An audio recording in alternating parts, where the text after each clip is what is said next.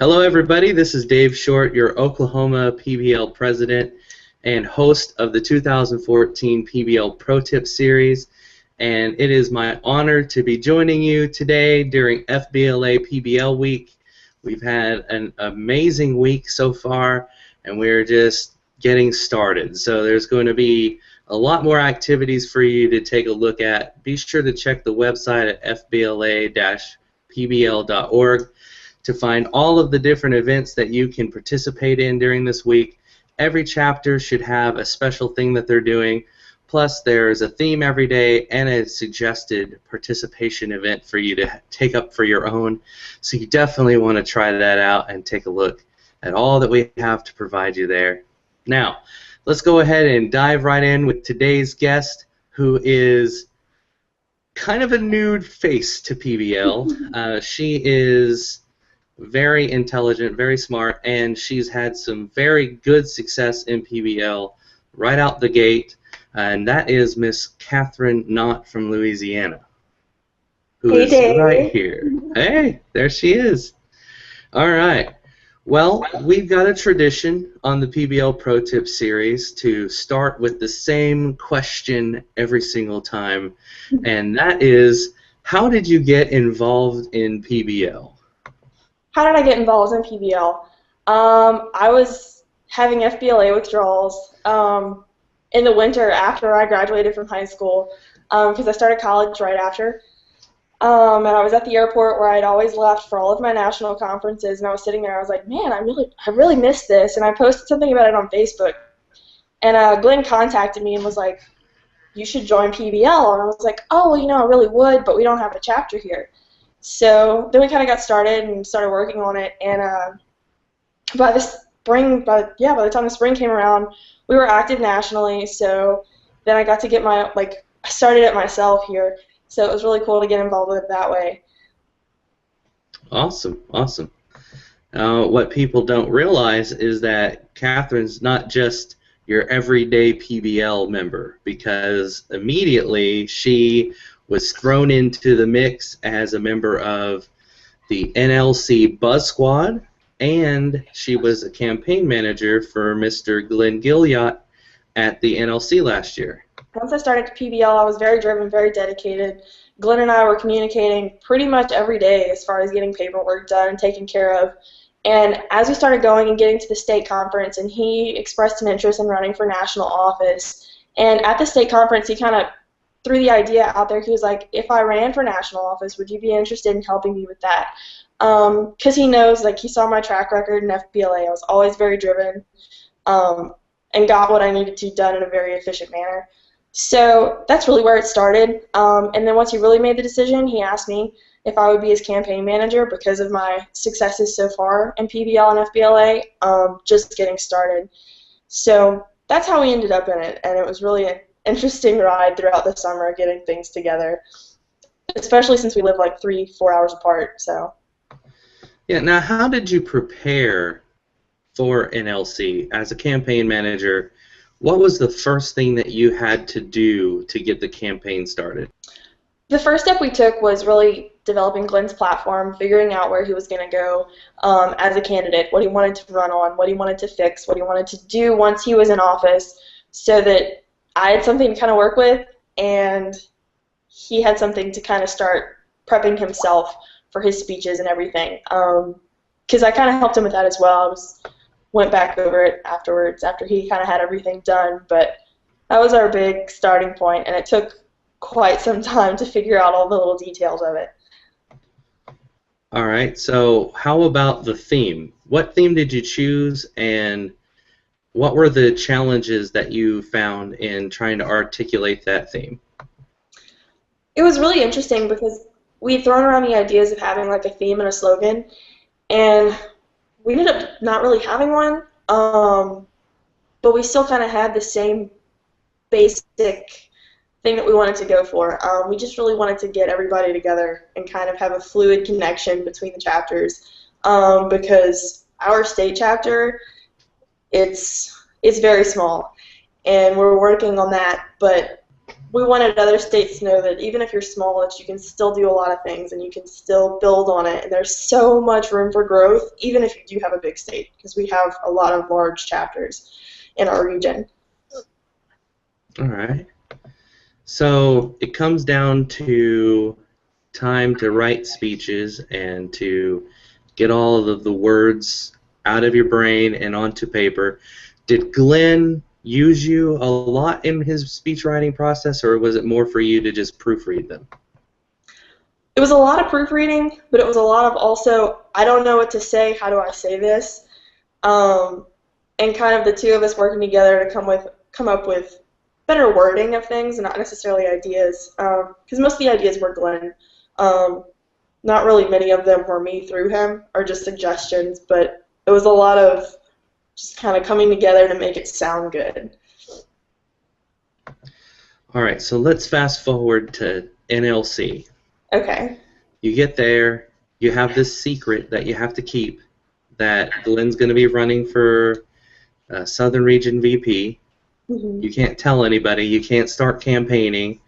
Take me through that first night where you have to go into the meeting with Glenn and basically prove that he's a worthy candidate. How was that process?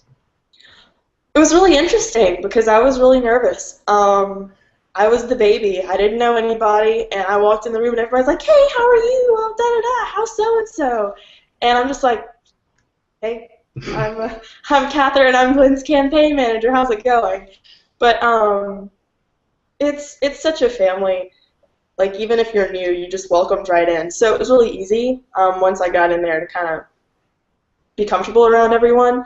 But it was definitely really interesting to kind of sell Glenn, especially since he was the only person that was running. So it was added a different dynamic to it as opposed to if he was running against someone. But it was good. I've been in that room with the panel of judges, if you will. They're not necessarily judges, but they're screening candidates, right. And that can be very, very, a very nervous-inducing situation. Yes. Who were the people that you sat down at the table with?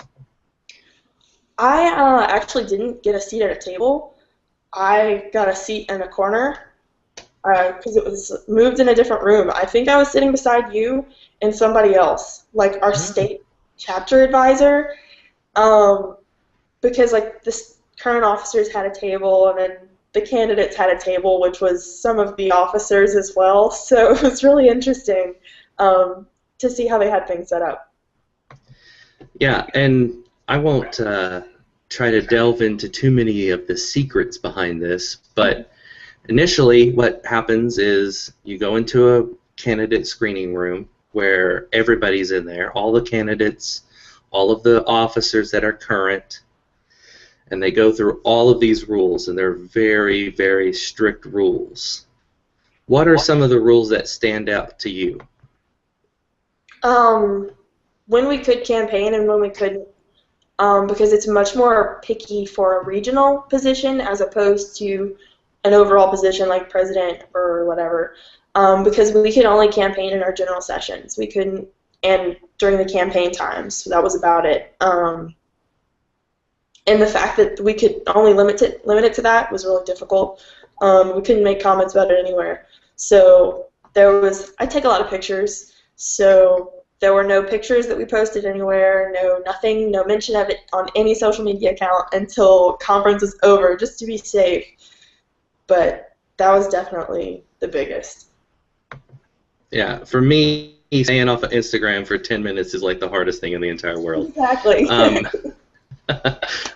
Okay, so I don't want to confuse people, but along the same time we're doing this together, I was supporting Morgan, and you were supporting Glenn. We were also both on the NLC Buzz Squad. Yes. Now, can you tell people at home who are watching this what exactly is the Buzz Squad and what do they do? The Buzz Squad is your behind-the-scenes people that make the little things happen. That's basically the best way I can describe it.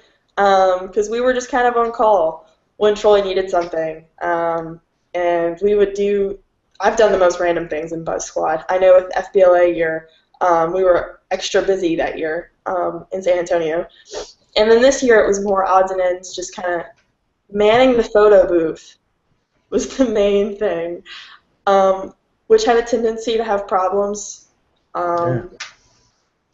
Things dying, things not working, but it was fun.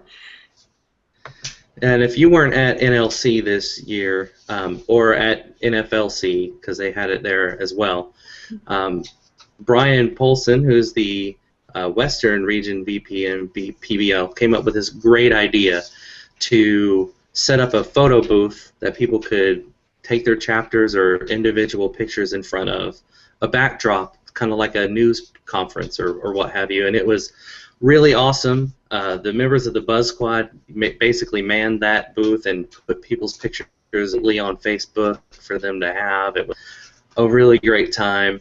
But we also had to juggle being there, being in workshops, being in our competitions, and also being on this candidate booth. My personal calendar was ridiculous.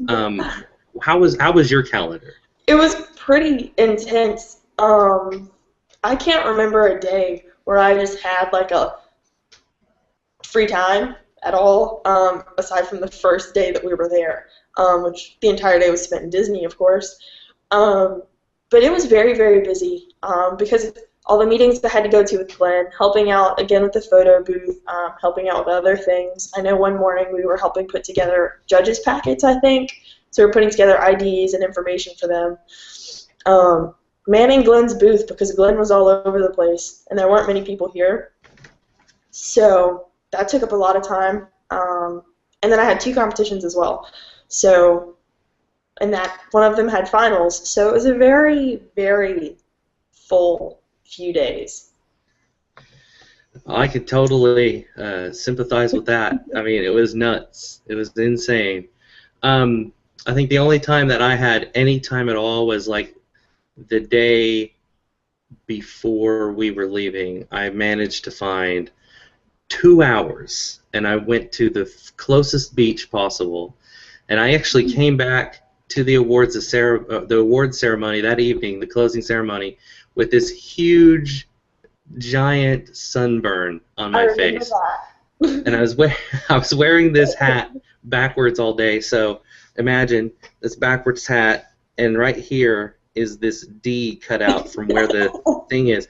So I have this hat that I take off for the awards ceremony, and I'm in front of all of these people greeting them as they're coming off the stage as part of the Buzz Squad, and on stage as a winner with this enormous D sunburned in my face.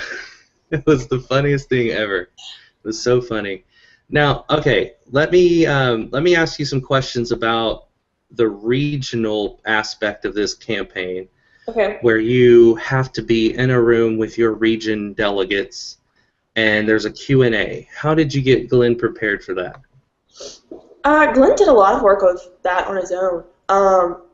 My main thing was to keep him calm and collected, and so that he knew what he was getting himself into, just to kind of keep him motivated, because we were both exhausted, and he was really tired. So, just to kind of like, you got this, just tell him basically everything that we've been talking about for the past few months.